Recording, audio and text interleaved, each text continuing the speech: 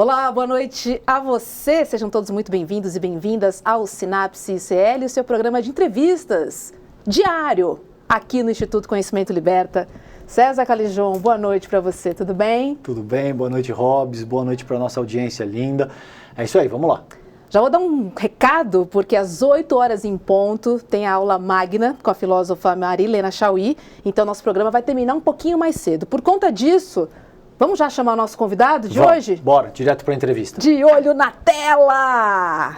Oi, Roncalha! Prazer falar com você Olá. aqui no Sinapse. Seja bem-vindo, comentarista do ICL, professor de economia, né, da Unifesp e também colunista da Folha de São Paulo. Olha só, hein? Boa noite, Rô. Boa noite, César. Prazer estar aqui, uma honra, né, estrear aqui nesse espaço tão, vamos dizer, nobre aqui do ICL de entrevistas. Estou muito ansioso pela nossa conversa. Oba. Obrigado, André. O prazer é todo nosso, querido. É sempre uma honra interagir contigo. A gente sempre aprende muito. André, vamos direto para a primeira pergunta, que eu estava debatendo com a Robs aqui antes da gente entrar no programa, que a gente gostaria de te fazer. O próprio conceito do capital, né, essas ideias do campo marxiano, pressupõe uma espécie de exploração da classe trabalhadora e é um conceito que surge para definir aí um momento histórico de transição entre o feudalismo e o capitalismo. Então, o capital, enquanto processo, seria, de acordo com essas ideias do campo marxiano, esse processo que usurpa a classe trabalhadora, deixa a classe trabalhadora com a sua força de trabalho como única mercadoria a ser vendida no sentido de fazer a manutenção da sua subsistência, e nesse processo tira mais valor daquilo que é produzido pela classe trabalhadora. Com base nisso, você acredita que o capitalismo pode ser um modo de produção que vá produzir um mundo minimamente justo para a população de forma mais ampla, ou você acredita que isso é uma proposta inviável? Não joga um balde de água fria na gente logo no começo do programa, por favor, hein? Vai! Então, eu vou começar de uma maneira mais equilibrada. Não. Não tem como. Mas eu vou qualificar para não perder a esperança de todo jeito, mas é o seguinte, é um sistema que ele não foi feito para ser justo, é um sistema que foi feito para ser viril, para ser potente, para acumular, para superar barreiras. Então ele é um modo de produção que justamente tenta direcionar o poder da invenção, né, da inovação, da tecnologia, de uma maneira sempre retroalimentar, ou seja, gerar mais inovação, mais acumulação de lucro. E para fazer isso, ele tem que concentrar os lucros na mão de poucas pessoas, porque o comando sobre esses recursos é muito importante. Então, aquela história de você ter muitos generais numa guerra não funciona. Então, em geral, você tem o topo muito concentrado e você vai abrindo a base da pirâmide conforme você vai, né, reduzindo ali os rankings, né, as patentes dentro de um exército. A ideia do capital é exatamente essa, é gerar uma hierarquia e que essa hierarquia ela diferencie quem está tomando a decisão, quem está correndo risco, e a utilização da força de trabalho das pessoas que estão na base é o elemento central, né, que garante o movimento da roda, porque as pessoas que trabalham não são as pessoas que se beneficiam diretamente do fruto do seu trabalho. Então é muito difícil um sistema que funciona assim, que tem a tendência a concentrar poder, que tem a tendência a concentrar, né, a riqueza na mão de poucas pessoas, que ele esteja olhando para a justiça. Ele está olhando muito mais por uma lógica, né, da conquista, por uma lógica de superar limites, né, exatamente o conceito de meritocracia, do que alguma noção de justiça. Então, por isso, eu acho que é muito difícil que ele tenha esse propósito, que ele sobreviva. Ele vai acabar, como ocorreu no século XX, sofrendo transformações profundas nas relações entre as pessoas, a amenizar isso. Só que aí, Calejão, é só ver, né?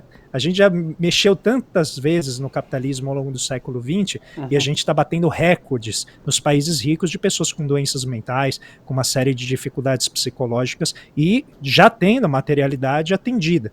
Então, realmente é um sistema que tem muita dificuldade de persistir, né, nesse contexto de mais humanismo. Aproveitando que você falou em meritocracia, né? Tem uma frase do Emicida que eu adoro, né?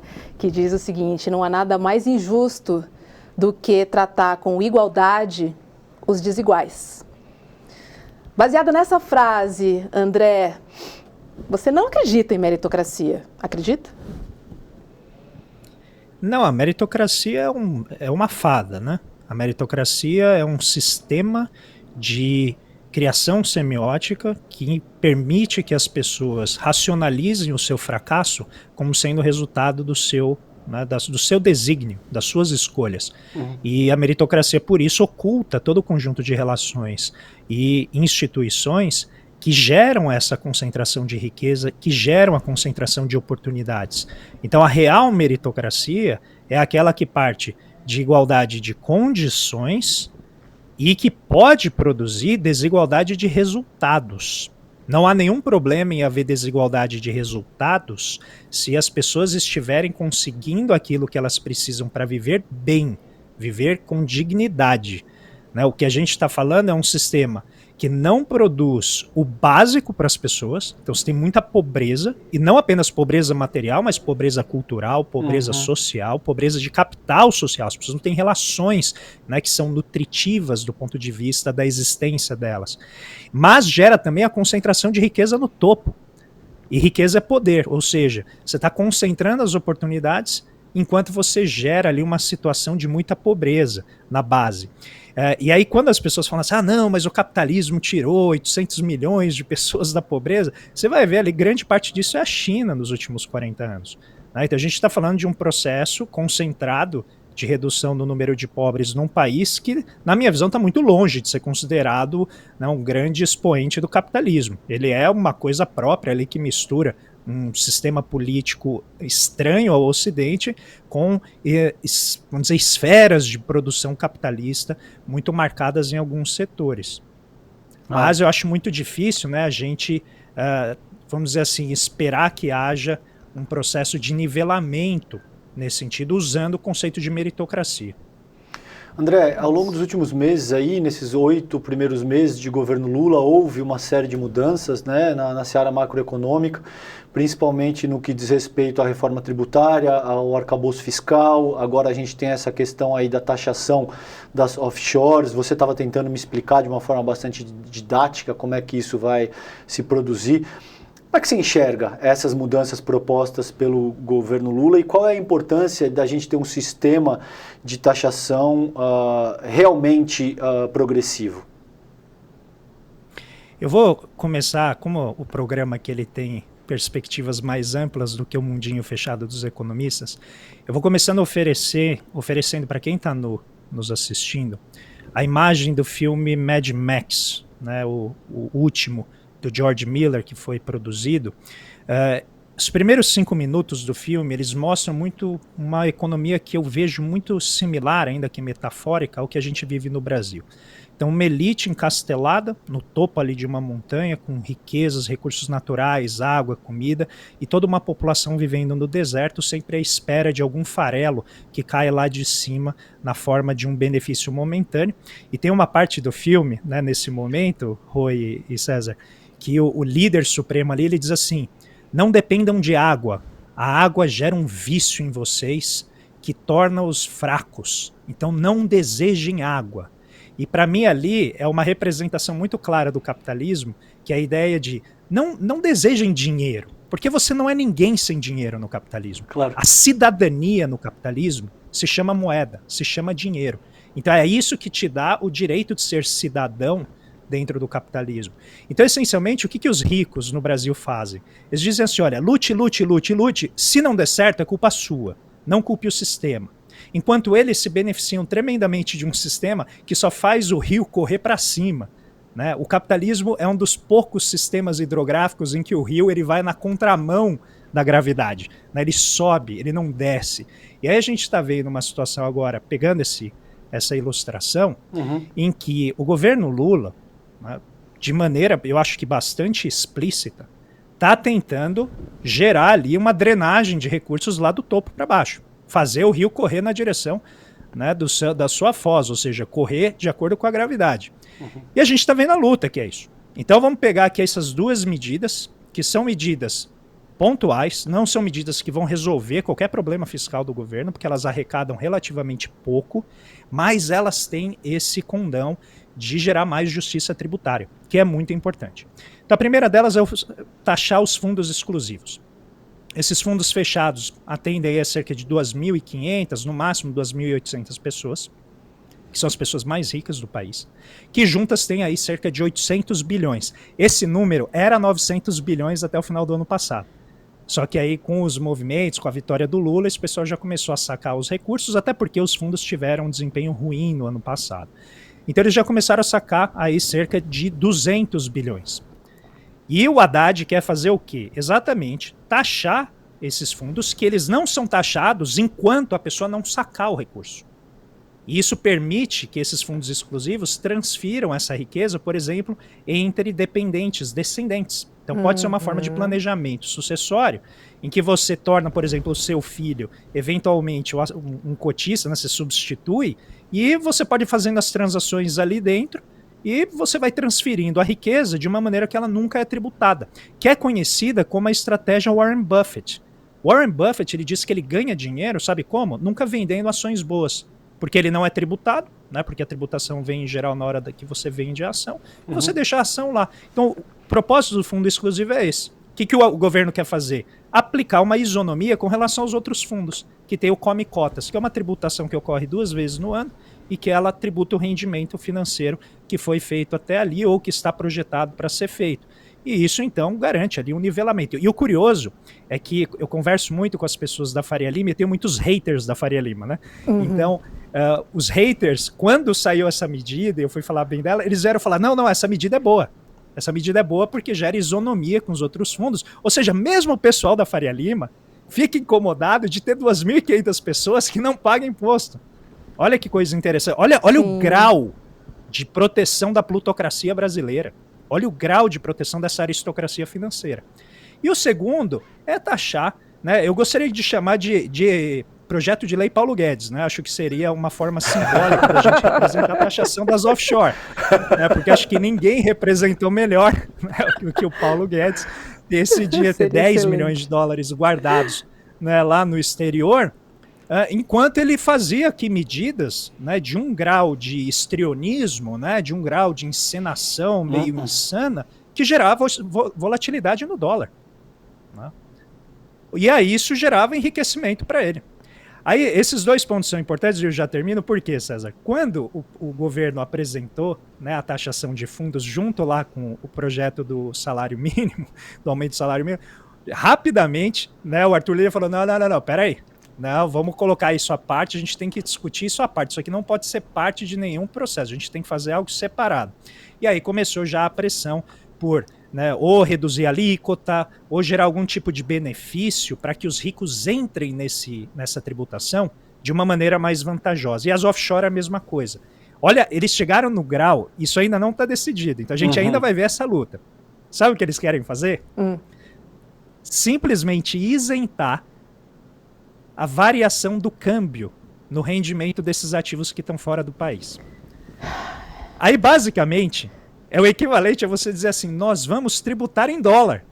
Tá. Olha o grau, né, o grau do negacionismo econômico dessas pessoas, que é, obviamente, motivado financeiramente. Sim.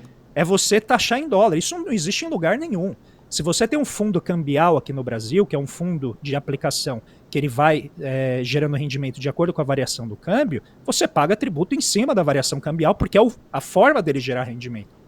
E eles estão querendo criar uma maneira de proteger essa turma endinheirada que tirou o dinheiro do país, eliminando, né, a tributação em cima da variação cambial. Então vai ter muita pedalada aqui nesse caminho, vai ter muita tentativa de aliviar, né, a tributação em cima desses super ricos, e eu acho que isso é o símbolo do quão importantes são essas medidas.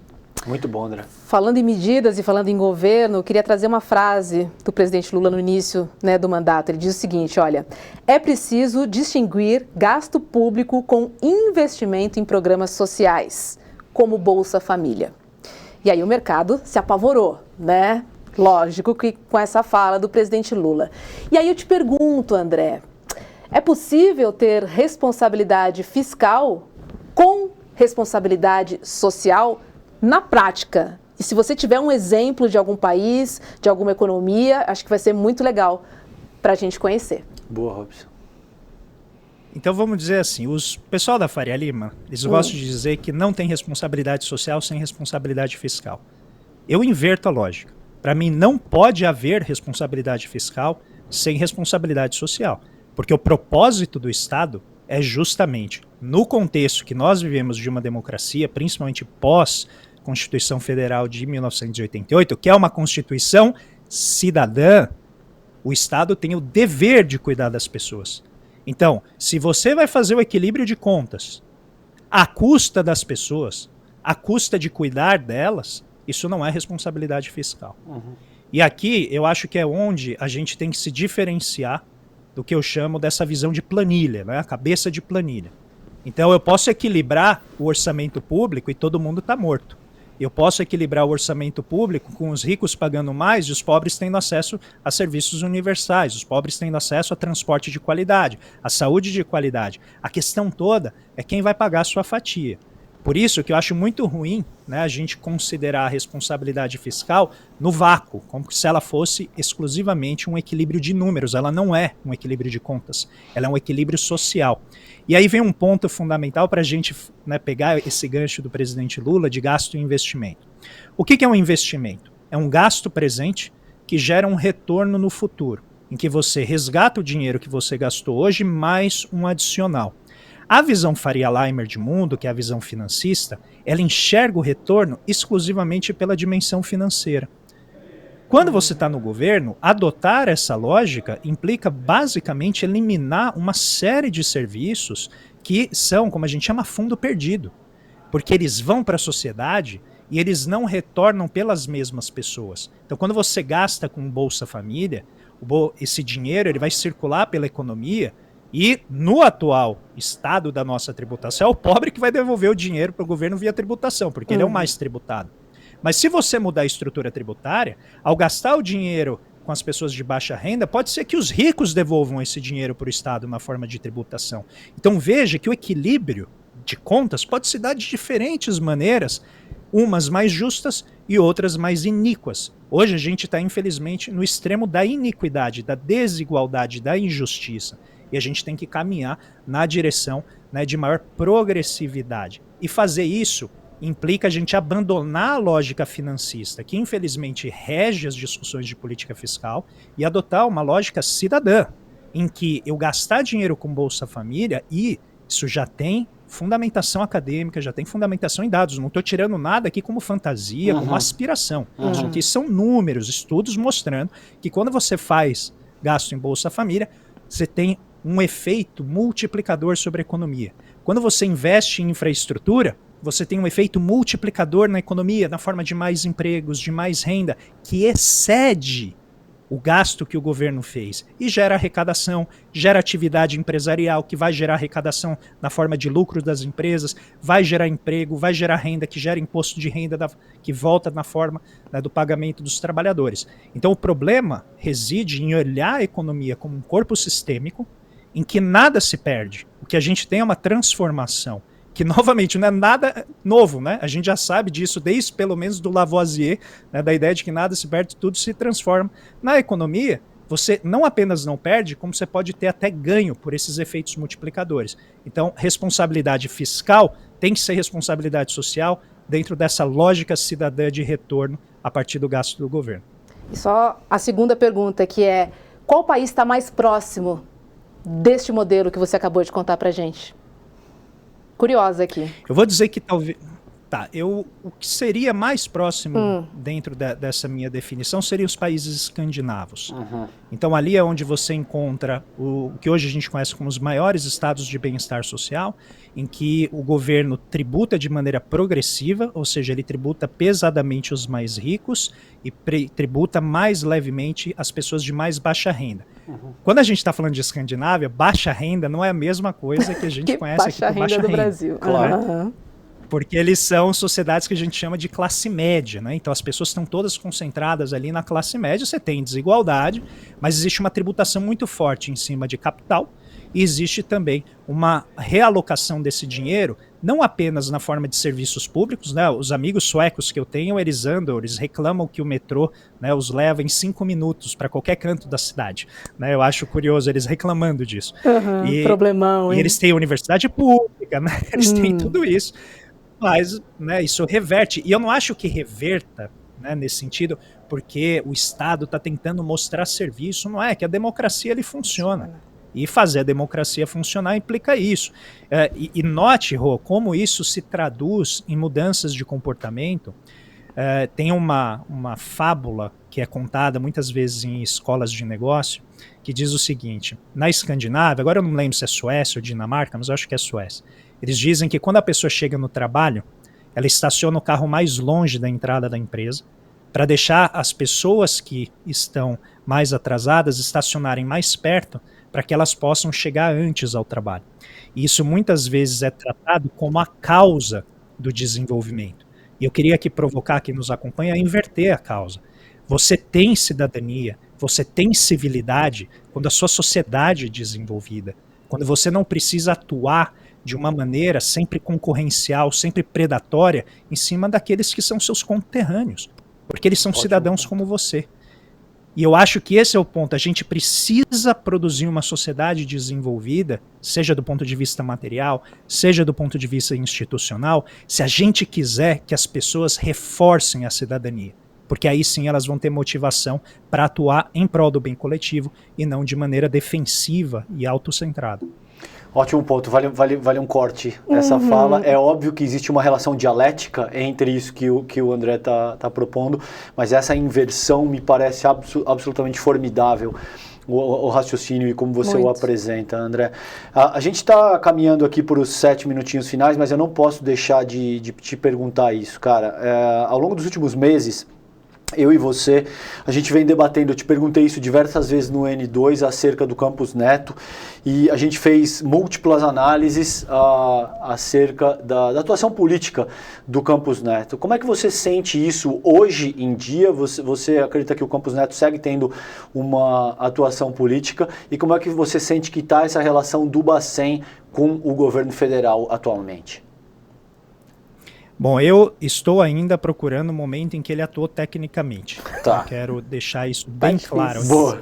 Porque, para mim, ele é um ator político que se camufla, né, como um ator técnico, que se esconde atrás da técnica para não revelar as suas propostas, para não revelar a agenda política que ele tem. E ele é lançado e ajudado pela imprensa corporativa, que simplesmente, né, oculta, ignora os diversos excessos que ele comete. Então eu vou pegar apenas os últimos, Calejão, para deixar bem ilustrado, porque a capivara deles, né, como o pessoal usa na polícia, é longa. É longa. Apenas nessa semana, ele emitiu uma opinião sobre a reforma tributária e sobre a proposta do governo de atingir o equilíbrio fiscal por meio da arrecadação, ou seja, tentando tributar mais de grandes corporações e dos super ricos. E aí eu me pergunto, por que o presidente do Banco Central, se não porque ele tem um viés ideológico marcado, se não porque ele tem uma agenda política muito clara, está comentando sobre o esforço do governo federal, do qual ele é autônomo, em atingir o resultado fiscal que ele está cobrando do governo desde o início do ano. Ou seja, não basta o governo entregar o resultado, o governo tem que entregar o resultado do jeito que sua santidade, o presidente do Banco Central, quer. Trabalha aí para mim, isso, Lula. Se isso não é atuação mim. Política... É tipo isso, exato. Né? Eu sou a santidade, eu sou o quarto poder, você tem que fazer não só o que eu estou falando, mas da maneira que me soa ideologicamente aprazível. É a autoridade monetária se metendo na política fiscal e dizendo que é técnica nesse processo, né, André? Exatamente. E muitas vezes se tenta fazer uma falsa equivalência, dizendo assim, não, mas a política fiscal afeta a política monetária. Olha, se a política fiscal afeta a política monetária, eu gostaria então que ele falasse dos efeitos da política que ele adota junto com o Copom sobre a política fiscal. Porque quando ele define a taxa de juros, a cada 1% que ele sobe a taxa Selic, ele onera o governo federal em 30 bilhões de reais no ano. No ano, 30 bilhões. Só para comparar, Rô e César, toda a discussão dos fundos exclusivos, toda a discussão da taxação offshore, dá menos que isso. Toda essa discussão dá menos do que o valor que o Banco Central onera o governo federal em 1%. Com 1% de taxa em 1% Selic. quando ele sobe a taxa Selic. Quanto que ele subiu desde de março de 2021 para cá? 11%. 11%. Então imagina o estrago. Este ano, a gente está se encaminhando para gastar 700 bilhões, com B de bola, de reais, apenas com juros da dívida pública. 700 bilhões. Uhum. E o Haddad está lá suando para conseguir 50, gente. Uau. 50. Entende? Então as desproporções são muito grandes. E ele que está lá comandando isso, Roberto Campos Neto. Uhum. Então me chama muito a atenção o tipo de indignação seletiva que ele tem, que mostra o viés ideológico, quando ele considera que a taxação de super ricos, a elevação de receita, causa erosão econômica, entre aspas. Ele usou esse termo. Erosão econômica. Selic em 13,75 não causa erosão econômica? Para ele não sabe o que causa? Selic a 13,75? Um ajuste cíclico da economia que ajuda o Banco Central a atingir a meta de inflação. Em outras palavras, desemprego e desaceleração econômica. No meu vocabulário, isso é erosão econômica também. Mas essa parte ele não conta pra gente. Né? Deixa isso para lá, né? Só para finalizar, André, você é a favor ou contra a autonomia do Banco Central? Do jeito como ela está, eu sou contra.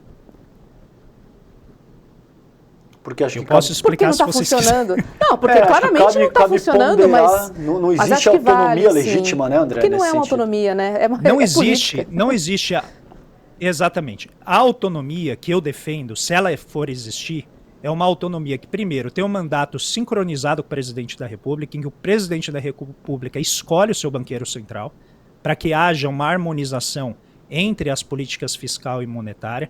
Segundo, que a autonomia seja feita não apenas com relação ao governo, mas que ela seja feita de maneira simétrica com relação ao mercado financeiro. Esta autonomia não tem esta simetria, ela é assimétrica. Então, a gente vê, ontem, se eu não me engano, onde que estava Roberto Campos Neto? Na XP Experience. Quando foi a última vez que ele foi ao sindicato dos eletricitários conversar com eles? Qual foi a última vez que ele foi conversar, né, com o MST? Porque se ele é independente e autônomo, por que ele não conversa com todos os grupos sociais? Mas não, o viés é muito claro. Só um exemplo paralelo, por que a lei das estatais oferece 3 anos, exige 3 anos de quarentena prévia para qualquer pessoa que teve relação com o partido político para assumir o controle de uma estatal, mas um diretor do Banco Central, ele só tem que esperar 6 meses para pegar qualquer emprego que ele quiser no mercado financeiro. Então, note, os desequilíbrios, eles evidenciam que essa autonomia é uma farsa. Ela, na verdade, é uma autonomia anti-esquerda, porque ela não feria um governo de direita, ela é uma autonomia anti-esquerda que serve justamente para você tentar sabotar os planos de avanço social de um governo progressista. Uau, que aula! Ficaria aqui também conversando. A gente disse para vocês, né? É sempre conversar com o Roncalli é isso. É sempre uma aula, e de forma muito didática, muito leve, cheio de metáforas, muito gostosa. Querido, um prazer falar contigo. A gente vai te convidar novamente ao longo dessas próximas semanas para ter um pouco mais de tempo, porque tudo que você traz para a mesa é absurdamente enriquecedor, Roncalli. Esses 30 minutos foram só um aperitivo, Roncalli. A gente vai te convidar para voltar aqui para o Senado, você viu? Com certeza. Rapidamente. Eu vou incomodar vocês para vocês me trazerem de volta, porque eu adorei esse formato. Vocês estão de parabéns pelo programa dinâmico, enriquecedor, informal, esse bate-papo fluido. E hoje a gente tem uma aula agora magna, que a gente não pode perder, né? Então, hoje a gente termina por aqui, mas eu deixo um abraço e um beijo para vocês e para todo mundo que nos acompanha. Obrigado, querido. Beijo para você André. também, André. Volte logo. Alô, produção. Bota o André na fita para a gente poder conversar mais com ele. É isso aí. Só queria lembrar então da programação do ICL, que começa às 7 da manhã com o Leandro Demore, das 7 às 8 da manhã, e das 8 às 10h30 tem o ICL Notícias, primeira edição, que já vai aparecer na nossa tela. Olha lá, com Vivian Mesquita, Eduardo Moreira e William De Luca.